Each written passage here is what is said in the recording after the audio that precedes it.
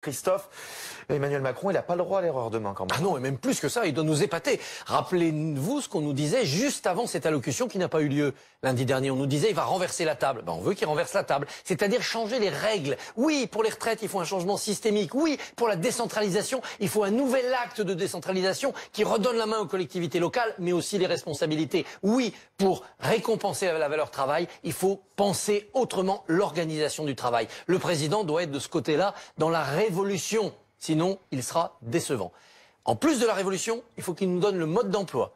Parce que dans une conférence de presse, on doit répondre à des questions sur des détails. Et le mode d'emploi, par exemple, c'est si on ne ferme pas d'écoles ni d'hôpitaux, comment on fait pour gérer les classes creuses et fermer des classes? Comment on fait pour gérer les services qui n'ont plus assez de patients et qui, pour des raisons de sécurité, doivent fermer eux aussi? Et par quoi on remplace? De la même manière, s'il doit y avoir de nouvelles tranches de l'impôt sur le revenu, lesquelles? Et pour obtenir quel but? Permettre à ceux qui ont des petits revenus d'avoir un gain de pouvoir d'achat?